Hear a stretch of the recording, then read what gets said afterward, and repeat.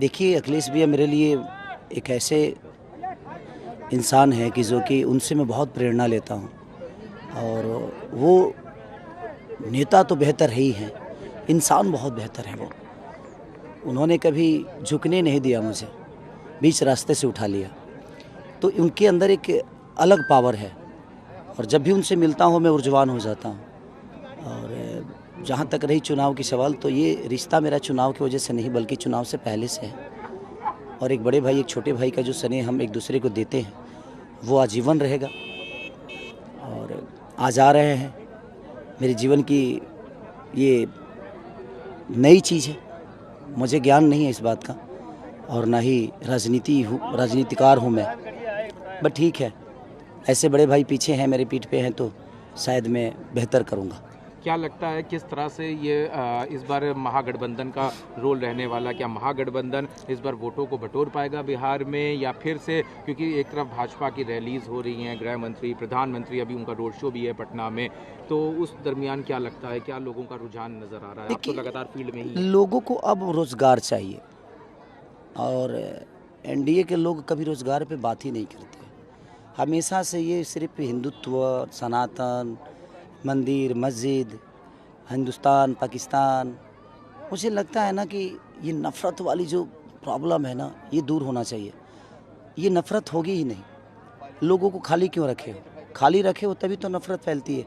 खाली लोग कहते हैं ना, खाली आदमी शैतान, खाली दिमाग शैतान का होता है। आप जब किसी को बिजी कर दोगे ना तो अपने काम को टाइम देगा, फालतू चीज़ों पे वक्त नहीं देगा। लेकिन इन्होंने 20 साल से एनडीए की सरकार है, लेकिन सोचिए कि एक फैक्ट्री तक नहीं लगी है। पहला ऐसा राज्य होगा जहाँ पे रोजगारी के नाम पे जीरो है। हमें ट्रेन मिलती है अपने घर को छोड़ के जाने की, अपने परिवार से दूर रहने की। हमें रोज़गार नहीं मिलती है कि अपने परिवार में रह के हम 2 पैसे कमा सकें और अपने बच्चों का भविष्य तय कर सकें। ये हमेशा से हमें अपने अपनों से दूर करने के लिए जो भी चीज़ें देते हैं, ये जीते जी तो नरक बना देते हैं ज़िंदगी को, और मरने के बाद गोरखपुर में स्वर्ग बना देते हैं कि वहाँ जलोगे तो हर हर महादेव करके निकल जाओगे। अब सोचिए कि ऐसी भाषा कौन इस्तेमाल करता है? एक नेता के मुंह से और एक जिम्मेदार व्यक्ति के मुंह से ऐसी भाषा का प्रयोग नहीं समझ में आता है। जीते जी लोगों को ज़िंदगी बेहतर दे दो। हम आपसे पैसे नहीं मांग रहे हैं, हमें काम दे दो, हम कमा के अपने बच्चों को पाल लेंगे। बट ये कभी हमें काम देते नहीं हैं। सिर्फ हर चुनाव में कुछ ना कुछ मुद्दा ऊपर करते हैं ताकि दुनिया इनसे रोज़गार के बारे में पूछे ना, रोज़गार के बारे में बात ना करे। तो ये मुझे लगता है कि एक राजनेता के लिए सही नहीं है।